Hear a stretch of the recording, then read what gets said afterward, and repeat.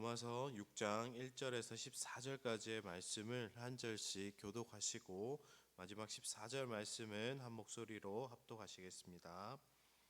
그런즉 우리가 무슨 말을 하리요? 은혜를 더하게 하려고 죄에 거하겠느냐? 그럴 수 없느니라. 어찌 그 가운데 살리요?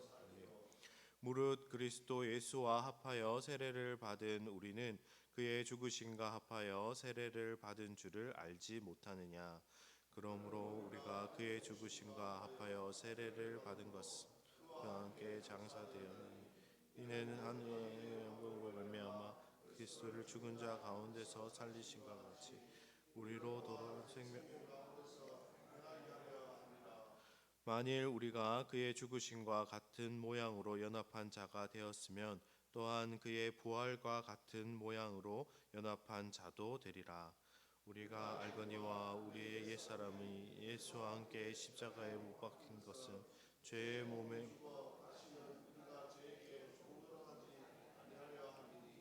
이는 죽은 자가 죄에서 벗어나 의롭다 하심을 얻었음이라. 함께 죽으시면 함께 이는 그리스도께서 죽은 자 가운데서 살리셨음에 다시 죽지 아니하시고 사망이 다시 그를 주장하지 못할 줄을 알미로라. 그 죽으심으로 당하여 단번에 죽으시며 계심은 하나님에 대하여 살아 계심이니 이와 같이 너희도 너희 자신을 죄에 대하여 죽은 자요 그리스도 예수 안에서 하나님께 대하여 살아있는 자로 여길지어다. 그러므로 너희는 죄가 너희 몸을 지배하지 못하게 하여 너희 사랑의 또한 너희 지체를 불의의 무기로 죄에게 내어주지 말고 오직 너희 자신을 죽은 자 가운데서 다시 살아난 자같이 하나님께 드리며 너희 지체를 의의 무기로 하나님께 드리라. 죄라 너희를 주장하지 못하니 이는 너희가 법 아래 있지 아니하고 은혜 아래 있음이라. 아멘. 로마서 1장에서 5장 말씀을 통해서 죄에 대해서 구원의 기초와 본질에 대해서 우리는 살펴보았습니다. 로마서 6장부터는 구원받은 성도들이 어떻게 생활해서 거룩해지며 성화의 삶을 살아가는가에 대해서 말씀하고 있습니다. 구원받은 사람의 삶은 죄와 단호한 결별을 해야 합니다. 1절 말씀에 보시면 그런즉 우리가 무슨 말을 하리요? 은혜를 더하게 하려고 죄에 거하겠느냐라고 말씀합니다. 바울이 이 말을 하는 이유는 5장 20절 말씀 때문입니다. 5장 20절 말씀에 보시면 그러나 죄가 더한 곳에 은혜가 더욱 넘쳤나니라고 말씀합니다. 사람들은 이 말씀을 오해해서 죄가 많은 곳에 은혜가 더욱 넘치기 때문에 은혜를 더욱 받으려면 죄를 더 많이 지어야 하는 것이 아닌가라고 질문하곤 합니다. 그래서 바울은 1절 말씀을 하고 있습니다. 죄에 거한다는 것은 단순히 죄를 짓는 것을 말하지 않습니다. 죄라는 장막 안에 들어가서 자리를 잡고 그 안에 산다는 것을 의미합니다. 계속해서 죄를 짓는 삶을 산다는 말입니다. 이 질문에 대해서 바울은 단호하게 그럴 수 없다고 말을 합니다. 2절 말씀에서 그럴 수 없다라는 이 말은 아주 강한 부정을 나타낼 때 사용하는 말입니다. 왜냐하면 우리는 죄에 대해서 죽었기 때문입니다. 죄에 대해서 죽은 우리가 어떻게 죄 가운데 더 살 수가 있겠습니까? 그럴 수 없는 일입니다. 우리가 지금 무엇에 대하여 죽었는가를 올바로 인식한다면 그렇게 할 수 없는 것입니다. 죄에 대하여 죽었다는 것은 이제 우리가 죄에 대하여서 반응하지 않는 사람이 되었다는 것입니다. 죽은 시체의 가장 큰 특징은 그 어떤 것에도 반응하지 않는다는 것입니다. 우리 모두는 죄에 대하여 죽은 사람입니다. 그렇기 때문에 죄에 거한다는 것은 말도 되지 않는 말입니다.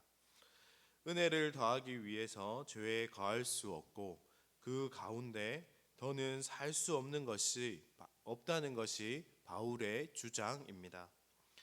바울은 우리가 죄에 대하여 죽은 자라는 것을 우리가 그리스도와 함께 세례를 받아 장사되었다고 3절과 4절 말씀을 통하여서 말씀합니다.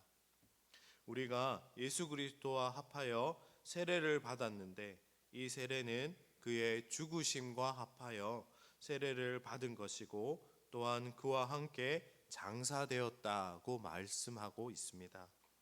또 6절 말씀에 보시면 우리가 예수와 함께 세례를 받은 것은 우리의 옛사람이 예수와 함께 십자가에 못 박힌 것이요 죄의 몸이 죽은 것이라고 말합니다.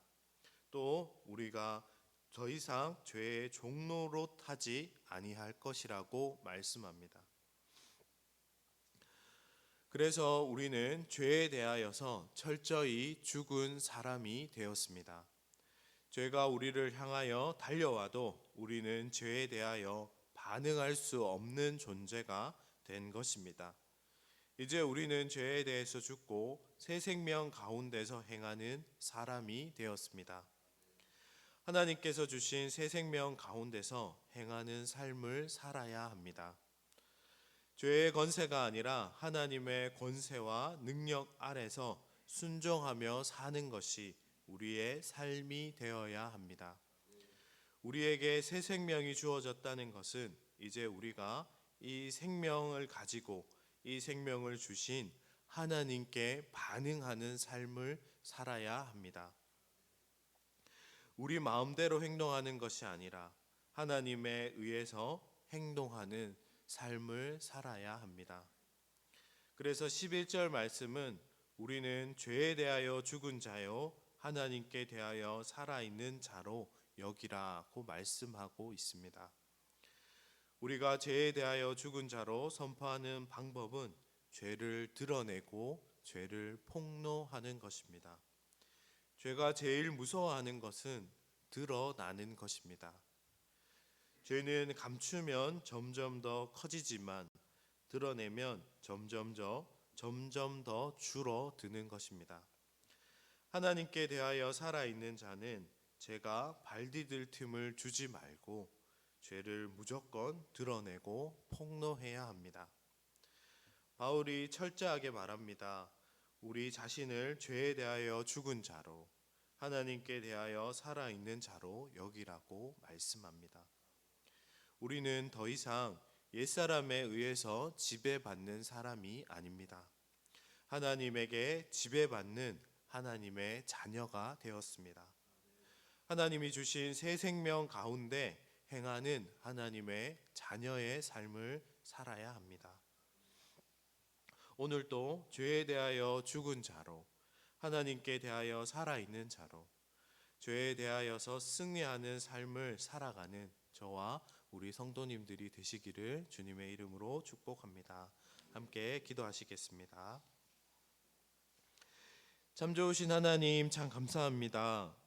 우리를 예수 그리스도를 통하여서 죄에게서 더 이상 종로로 타는 삶이 아니라 하나님의 자녀의 삶을 살아갈 수 있는 은혜를 우리에게 허락하여 주시니 감사합니다. 하나님께서 베풀어 주신 이 크신 은혜를 날마다 기억하고 또한 하나님께서 우리에게 허락하여 주신 그 크신 사랑을 기억함으로 더 이상 죄에 대하여 죽은 자로 살아가게 하시고 하나님과 함께 동행하며 하나님 말씀에 반응하는 자의 삶을 살아갈 수 있도록 우리 삶을 지켜주시고 함께하여 주시옵소서. 감사합니다. 예수님 이름으로 감사하며 기도드립니다.